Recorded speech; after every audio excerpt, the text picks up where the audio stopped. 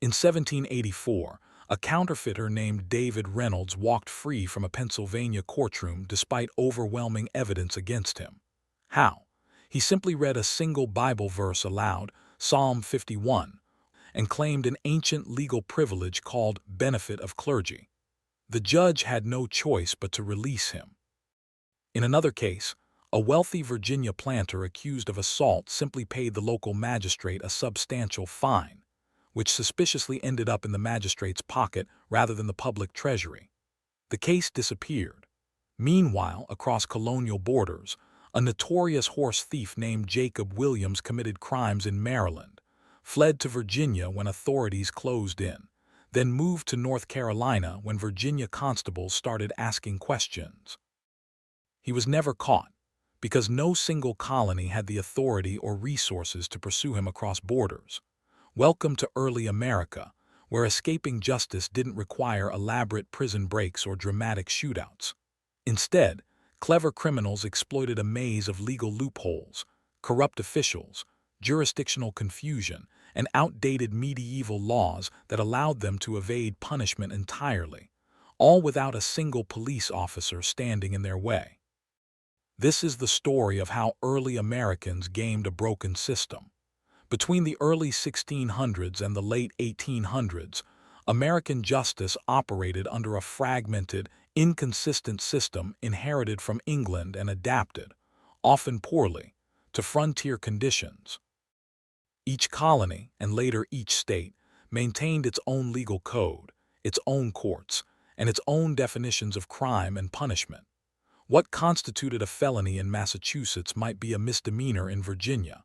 A crime punishable by death in one colony might result in a fine in another. This legal patchwork created immediate opportunities for exploitation. Criminals quickly learned that crossing colonial borders could mean escaping punishment entirely. Without professional police forces, without centralized record-keeping, and without interstate cooperation mechanisms, tracking fugitives across jurisdictional boundaries was nearly impossible. Colonial America inherited much of its legal framework from medieval England, including several archaic doctrines that survived transplantation despite making little sense in the New World context. Chief among these was benefit of clergy, originally a privilege allowing medieval priests to be tried in ecclesiastical rather than secular courts, which had evolved by the colonial era into a bizarre literacy test that could exempt first-time offenders from capital punishment. The doctrine worked like this. After conviction for a capital crime, usually theft or burglary, a defendant could request benefit of clergy. If granted, the defendant would be asked to read a passage from the Bible, traditionally Psalm 51, verse 1, known as the neck verse because reading it could save one's neck from the noose. Those who could read received dramatically reduced sentences, those who couldn't faced full punishment. This created obvious inequities. Educated criminals, often from wealthier backgrounds, could literally read their way out of execution, while illiterate defendants, the majority of the population, hanged for identical crimes. By the early 1700s, the practice had become so corrupted that barely literate criminals memorized the neck verse, reciting it phonetically while pretending to read. The lack of professional police forces fundamentally shaped how legal loopholes functioned in early America. Without dedicated investigators, prosecutors, or law enforcement agencies, the entire justice system depended on amateur participation.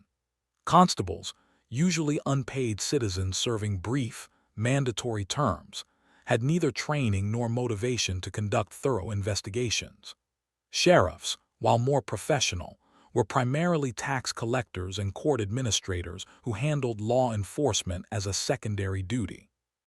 Magistrates and justices of the peace, who conducted preliminary hearings and tried minor cases, were often untrained in law and susceptible to influence from local elites. This amateur system created multiple points of vulnerability. At every stage, from initial complaint through investigation, prosecution, trial, and sentencing, Opportunities existed for corruption, manipulation, or simple incompetence that defendants could exploit. Colonial and early American justice was fundamentally transactional. Almost everything had a price. Court fees, bail bonds, witness compensation, travel expenses for officials, jail fees, yes, prisoners often paid for their own incarceration, and fines that substituted for corporal punishment. This created a justice system accessible primarily to those with money. Wealthy defendants could afford bail, hire lawyers, pay court costs, and offer financial settlements that made criminal complaints disappear. Poor defendants languished in jail awaiting trial, represented themselves incompetently, and faced harsh physical punishments when fines weren't an option. The fee-based system also corrupted officials. Sheriffs earned income from serving warrants and transporting prisoners, creating incentives to prolong cases. Magistrates collected fees for conducting hearings, motivating them to schedule multiple proceedings. Some officials simply accepted bribes, either to dismiss cases or to ensure harsh punishment for enemies of whoever paid. The boundaries between colonies and later between states created perhaps the greatest loophole of all. Each colony jealously guarded its sovereignty. A warrant issued in Massachusetts meant nothing in Rhode Island. A sheriff from Virginia had no authority to make arrests in Maryland. Even when colonies cooperated in extraditing fugitives, the process was slow, informal, and easily evaded. Criminals understood this instinctively. The smartest outlaws established hideouts near borders, allowing quick escapes when trouble approached. Some maintained residences in multiple colonies, moving between them seasonally to avoid accumulating enough enemies in any one place to prompt serious pursuit. Into this fragmented, under-resourced, corruption-prone system came criminals of every stripe, and many discovered that evading justice required not violence or dramatic escapes, but simply understanding and exploiting the system's inherent weaknesses. No legal loophole in early America was more bizarre or more commonly exploited than benefit of clergy. This medieval relic, designed to protect priests from secular punishment, had evolved by the 18th century into a get-out-of-jail-free card for literate criminals. Benefit of clergy originated in 12th century England, when the Catholic Church successfully claimed jurisdiction over all clergy accused of crimes.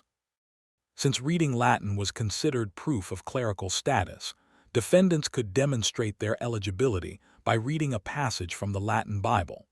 Over centuries, as literacy spread beyond the clergy and the Protestant Reformation weakened church courts, the doctrine transformed from a jurisdictional rule into a sentencing exception. By the time it reached colonial America, benefit of clergy had become a peculiar hybrid. After conviction for certain felonies, called clergyable offenses, first-time offenders could request the privilege. If granted, and if the defendant could read the designated passage, usually Psalm 51:1, "Have mercy upon me, O God, according to thy loving kindness," the death sentence was commuted, typically to branding on the thumb with a T for thief or M for murderer, ensuring the privilege couldn't be claimed twice. Court records from colonial Maryland, Virginia, and Pennsylvania reveal how commonly criminals exploited this loophole. In a 1743 Virginia case, highway robber Thomas Clark was convicted of stealing goods worth £15, well above the capital threshold. Before sentencing, Clark's attorney requested benefit of clergy. The judge granted it. Clark successfully read the neck verse, and he walked free with nothing but a branded thumb. The Maryland archives contain a 1759 case of George Taylor, convicted of burglary. Taylor claimed benefit of clergy, but when asked to read, he stumbled badly over the words. The prosecutor objected that Taylor was obviously illiterate and merely reciting a memorized verse. But the judge ruled that the law required only that the defendant read the verse, not that he read it well or with comprehension. Taylor went free. By the 1760s, the practice had become so routine that court clerks kept the Bible pre-opened to Psalm 51, and some defendants literally read the same verse dozens of times in a single court session, as multiple convicted felons claimed the privilege one after another. The benefit of clergy system created obvious class-based inequities. Wealthy defendants had usually received education and could read fluently. Poor defendants, especially indentured servants, enslaved people, and frontier settlers, were predominantly illiterate. Court records show stark disparities. In Philadelphia between 1720 and 1750, approximately 75% of defendants from merchant or professional families successfully claimed benefit of clergy, while only 15% of laborers and servants did so. Some creative defendants hired tutors while awaiting trial, learning to read just enough to recite the neck verse. Others simply memorized it phonetically, gambling that judges wouldn't test them beyond the traditional passage. Court records from Charleston, South Carolina, describe a 1738 case where defendant Samuel Wright, described as a man of no letters, flawlessly recited Psalm 51:1, then utterly failed when the skeptical judge asked him to read the next verse. Wright was hanged. Not all colonies embraced benefit of clergy equally. Massachusetts, influenced by Puritan theology that rejected Catholic traditions, severely restricted its application. The Massachusetts Body of Liberties, 1641, explicitly excluded benefit of clergy for many crimes, including murder, witchcraft, and manstealing, kidnapping. Pennsylvania, under Quaker influence, retained it but expanded the list of clergyable offenses, making it available for more crimes as part of their general opposition to capital punishment. Southern colonies like Virginia and Maryland used benefit of clergy extensively, partly because their legal systems more closely followed English common law, partly because their courts handled large volumes of property crime cases, where the privilege provided a convenient way to reduce death sentences without appearing soft on crime. By the late 1700s, the absurdity of benefit of clergy had become impossible to ignore. How could a justice system claim legitimacy when literacy determined whether you lived or died? The newly formed United States began abolishing the practice state by state. South Carolina eliminated it in 1790, Virginia in 1796, Pennsylvania in 1806. The last state to officially abolish benefit of clergy was South Carolina, which technically retained it for certain offenses until 1869, though it had fallen into disuse decades earlier. The doctrine's demise marked a crucial step in modernizing American criminal justice. But while it existed, benefit of clergy provided a literally life-saving loophole for thousands of criminals clever or educated enough to exploit it. If benefit of clergy favored the literate, corruption favored the wealthy. Early American justice, lacking professional police and operating through fee-based courts, was extraordinarily vulnerable to bribery at every level. Understanding corruption in early American justice requires understanding how officials were compensated. Most colonial and early state officials weren't salaried. They earned income through fees charged for specific services. A justice of the peace might collect fees for issuing warrants, conducting hearings, recording documents, and performing marriages. Sheriffs earned fees for serving court papers, transporting prisoners, conducting sales of seized property, and executing judgments. This created perverse incentives. Officials financially benefited from high case volumes and complex proceedings, but had little incentive to ensure justice was actually served. A magistrate who dismissed a frivolous complaint lost potential hearing fees. One who entertained multiple hearings and motions maximized income. The simplest form of corruption was direct cash payment to officials to dismiss cases or reduce charges. The 1764 diary of Maryland attorney Daniel Dulany contains a revealing entry about a client accused of assault. Dulany wrote, "Met with Justice Worthington, who agreed to hear the complaint. Upon my representation of the circumstances and delivery of £10 sterling, the justice determined the evidence insufficient and dismissed the charges." £10 was substantial, perhaps 3 months' wages for a laborer, but far less than the potential fine or punishment. Direct bribery was risky but surprisingly common, especially in rural areas where officials operated with minimal oversight. The Virginia Gazette, on July 12, 1770, published an anonymous letter accusing Magistrate William Henderson of Loudoun County of accepting frequent considerations to dismiss criminal complaints. The letter claimed Henderson had dismissed at least 15 assault cases over 2 years after receiving payments from defendants. Henderson was never officially investigated, possibly because the investigation would have fallen to other magistrates engaged in similar practices. More sophisticated than direct bribery was manipulation through social networks and favors. Colonial America was a society of personal connections where wealth and family status conferred enormous advantages. A wealthy planter accused of a crime might not crudely offer the magistrate cash, but instead arrange for the magistrate's son to receive a position on the planter's shipping company, or forgive a debt the magistrate owed, or facilitate a favorable marriage alliance. The 1780 trial of Virginia planter Richard Mallory for assaulting an indentured servant illustrates this dynamic. Mallory, one of the wealthiest men in his county, appeared before Magistrate Thomas Crawford. The servant, William Hughes, testified to brutal beatings. But Crawford dismissed the complaint, ruling Hughes's testimony insufficiently credible because he was a person of low character. Crawford's court records show that in the 18 months following this decision, Mallory provided Crawford's 2 sons with employment and arranged for Crawford's brother to purchase tobacco at favorable prices from Mallory's warehouses. No direct payment occurred, but the pattern suggests mutual benefit. Another common tactic involved the medieval practice of compurgation, defendants bringing oath helpers, or compurgators, who swore to the defendant's innocence or good character. While compurgation had been formally abolished in England in 1833, informal versions persisted in American courts well into the 19th century, particularly for minor offenses. Wealthy defendants could hire or coerce people to provide false testimony.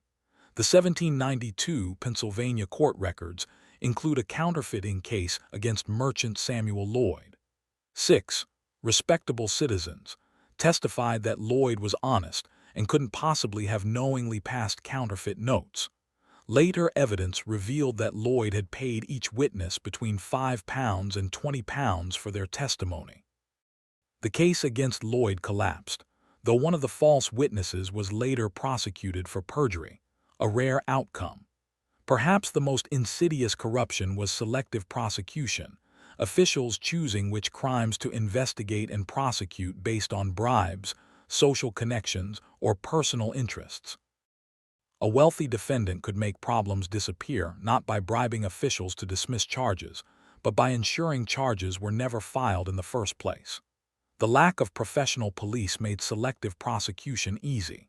With no dedicated investigators, most prosecutions began with private complaints. Officials could simply refuse to issue warrants, claim insufficient evidence, or delay proceedings until witnesses disappeared or evidence degraded. Unless prominent citizens pushed for prosecution, many crimes against poor victims were simply ignored. If benefit of clergy exploited legal technicalities and corruption exploited human weakness, the cross-border escape exploited the fundamental structural weakness of colonial and early American governance: the absence of unified jurisdiction. Before 1788, when the Constitution established federal authority and created extradition requirements, each of the 13 colonies and later states operated as essentially independent entities with minimal obligation to cooperate in criminal matters.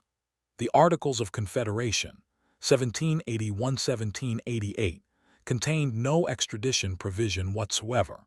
A criminal fleeing from Massachusetts to Rhode Island was, effectively, fleeing to a foreign country. The Constitution's Article IV, Section 2, attempted to fix this. A person charged in any state with treason, felony, or other crime, who shall flee from justice and be found in another state, shall on demand of the executive authority of the state from which he fled, be delivered up, to be removed to the state having jurisdiction of the crime, but shall on demand prove toothless. Governors could and did refuse extradition requests. The process was entirely voluntary, dependent on political relationships between governors, and impossibly slow. A formal extradition request required the governor of one state to write to the governor of another, who then had to issue a warrant, have the fugitive arrested if they could be found, conduct a hearing, and arrange transportation back to the requesting state. This process could take months or years, if it happened at all. Criminals recognized the protective power of borders and adapted accordingly. Court records and newspaper accounts from the late 1700s and early 1800s are filled with references to outlaws maintaining hideouts near state lines. The Natchez Trace, the 500-mile trail connecting Natchez, Mississippi, to Nashville, Tennessee, passed through multiple jurisdictions: Mississippi Territory, Tennessee, and portions of what would become Alabama. Bandits operating along the trace would commit robberies in one jurisdiction, then flee across boundaries into another where pursuing sheriffs had no authority. Perhaps the most famous example was the Mason Harp Gang, already discussed in previous scripts. These outlaws maintained camps in Kentucky, Tennessee, Illinois, and across the Mississippi River in Spanish-controlled Louisiana. When Kentucky authorities organized against them, they fled to Tennessee. When Tennessee pursued them, they crossed into Illinois or Spanish territory. Samuel Mason's acquisition of a Spanish passport in 1800 gave him legal residency in Spanish Louisiana, while continuing to rob American travelers, a jurisdictional loophole that protected him for years. The ambiguity of colonial borders created particularly severe problems along disputed boundaries. The Maryland-Pennsylvania border remained contested until the 1760s, creating a lawless zone where neither colony's officials felt confident asserting authority. The Conestoga Massacre of 1763, where a mob of Pennsylvania settlers murdered 20 peaceful Conestoga Indians, illustrates the consequences. After the massacre, the perpetrators, known as the Paxton Boys, fled into the disputed border region. Pennsylvania authorities issued warrants but couldn't pursue into areas claimed by Maryland. Maryland authorities declined to assist because they considered the crimes to have occurred in Pennsylvania. The Paxton Boys were never brought to justice, protected by jurisdictional ambiguity. The most secure jurisdictional loophole involved international borders. Criminals fleeing into Spanish Florida, French Louisiana, until 1803, British Canada, or Spanish Mexico were essentially beyond reach. The young United States lacked both diplomatic power and military capacity to pursue extradition from foreign powers.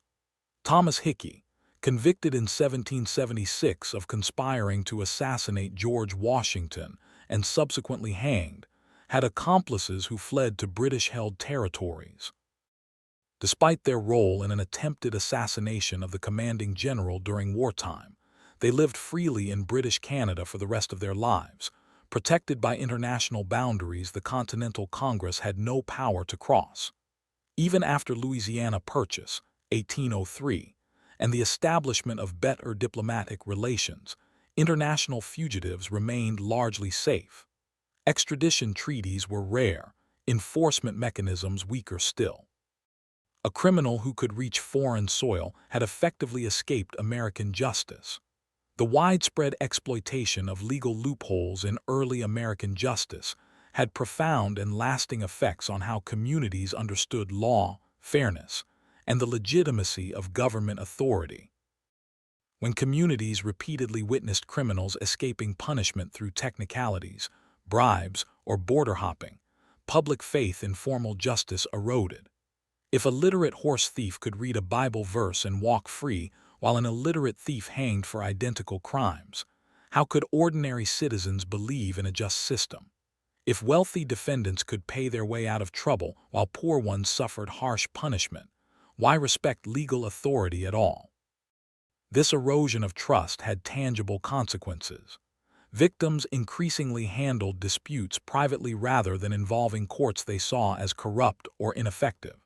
Communities formed vigilante groups, explicitly rejecting official justice in favor of swift, local action. The South Carolina Regulators, 1767–1769, the North Carolina Regulators, 1768, and numerous smaller vigilante movements across the frontier all justified their extralegal violence by pointing to the failure of official courts to deliver justice. This created a vicious cycle. As vigilante justice became more common, official courts lost even more legitimacy, prompting further vigilantism. By the 1780s and 1790s, large swaths of the American frontier operated under informal justice systems that completely bypassed official legal structures. Legal loopholes inevitably favored those with resources. Benefit of clergy required literacy, a marker of education and usually wealth. Bribery required money. Cross-border escapes required resources for travel and establishing new identities in distant locations. Poor defendants had access to none of these advantages. This class-based inequality in access to legal loopholes reinforced existing social hierarchies. Wealthy elites could commit crimes with relative impunity, knowing their resources provided escape routes unavailable to common people. The system wasn't merely unequal. It was designed in ways that magnified inequality at every stage. Court records from Pennsylvania in the 1750s, 1770s reveal this starkly. Among defendants from merchant or professional families, approximately 70% of those convicted were able to avoid serious punishment through some combination of benefit of clergy, fines in lieu of physical punishment, or favorable plea bargains. Among laborers and servants convicted of similar crimes, fewer than 20% received such favorable treatment. Legal loopholes operated differently across regions. In established eastern cities with larger populations, more formal court systems, and greater oversight, brazen corruption was riskier. Magistrates in Philadelphia or Boston faced potential removal if caught accepting bribes. Courts in these cities maintained better records, making systematic abuse more visible. On the frontier, where population was sparse, oversight minimal, and social networks tight-knit, corruption flourished. A frontier magistrate might be the only official within 50 miles who would investigate him. This created profound regional inequalities in justice, with frontier communities receiving far worse governance than established eastern settlements. These regional variations influenced settlement patterns. Some families specifically chose to settle near established towns with functioning courts, avoiding frontier areas where justice was arbitrary and corrupt. Others chose the frontier precisely because weak governance allowed greater freedom from legal constraint, whether they intended to exploit that freedom for criminal purposes or simply wanted independence from government interference. The obvious failures of the loophole-ridden early American justice system created political pressure for reform. The most successful loophole, benefit of clergy, was systematically abolished state by state in the late 1700s and early 1800s. Constitutional provisions on extradition were strengthened through federal legislation like the Fugitive Act of 1793. Most importantly, the manifest failures of amateur, fee-based, corruption-prone justice created demand for professionalization. The establishment of salaried prosecutors, rather than private prosecution, professional police forces, and career judiciary all emerged partly in response to the rampant manipulation of the earlier system. Yet these reforms came slowly and unevenly.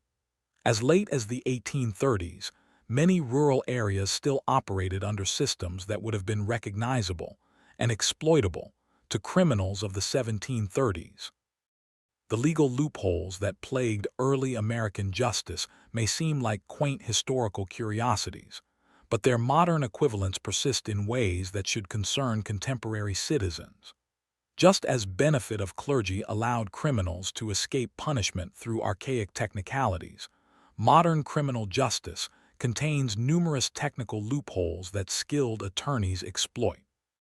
The exclusionary rule, which prohibits use of illegally obtained evidence, occasionally results in obviously guilty defendants going free because police violated procedural rules.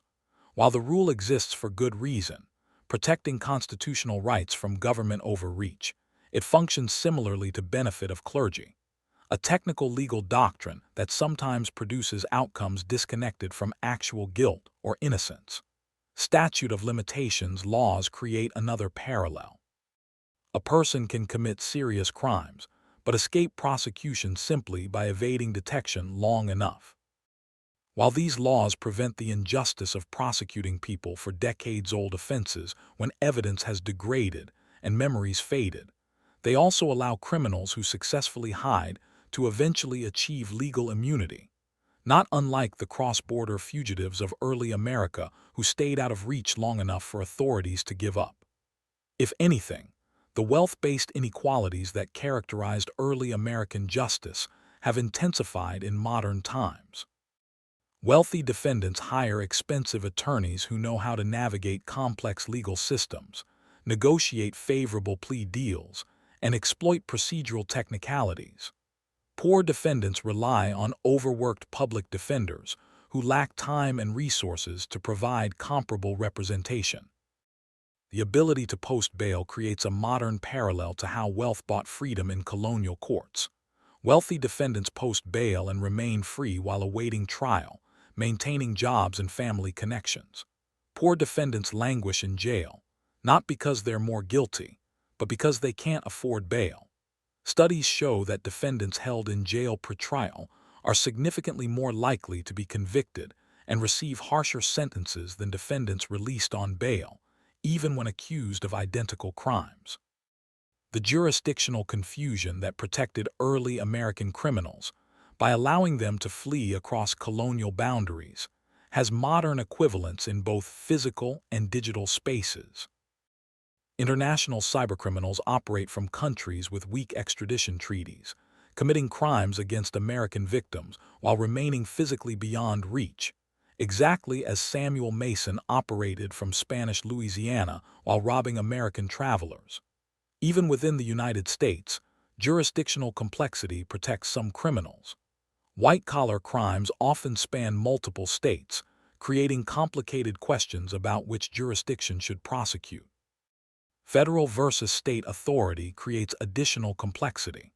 Savvy corporate defendants can sometimes exploit these jurisdictional ambiguities to delay or avoid accountability, much as early American horse thieves exploited colonial boundaries. While perhaps less brazen than an 18th-century magistrate pocketing a bribe to dismiss charges, corruption persists in modern American justice. Campaign contributions from wealthy donors influence how prosecutors and judges, many of whom are elected, exercise discretion. Plea bargaining, which resolves over 90% of criminal cases, operates largely in secret with minimal oversight, creating opportunities for improper influence. Private prisons, where corporations profit from incarceration, create economic incentives reminiscent of the fee-based colonial system.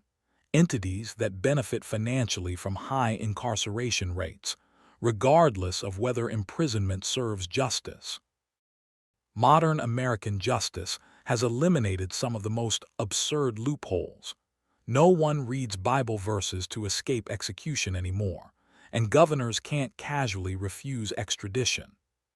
But the fundamental dynamics that created those loopholes persist.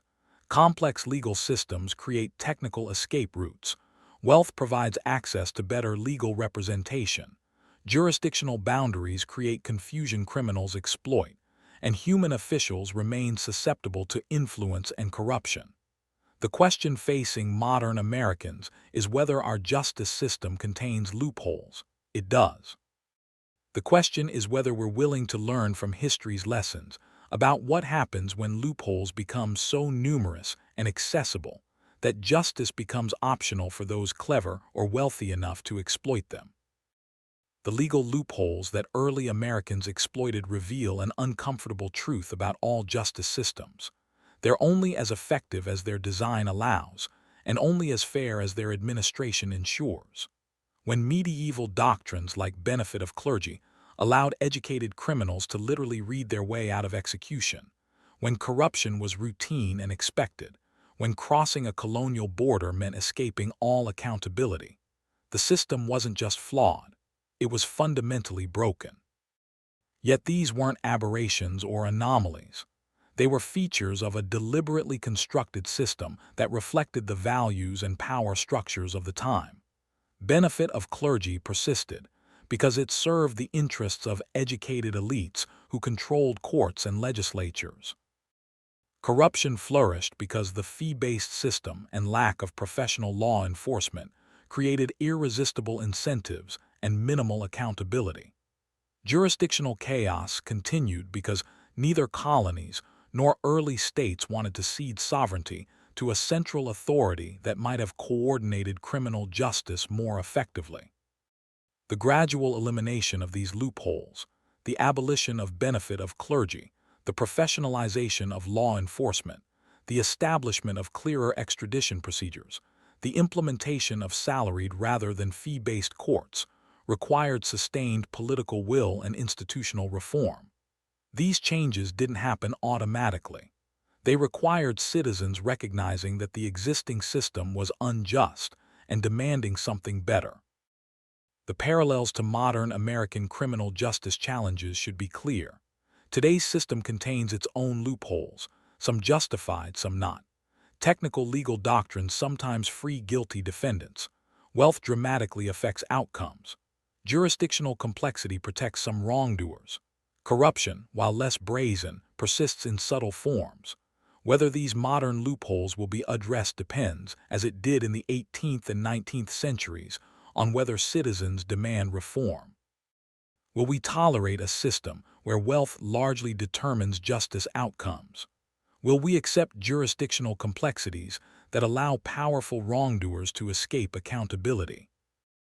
Will we address the subtle corruptions of money in politics, campaign contributions to prosecutors and judges, and economic incentives that profit from incarceration?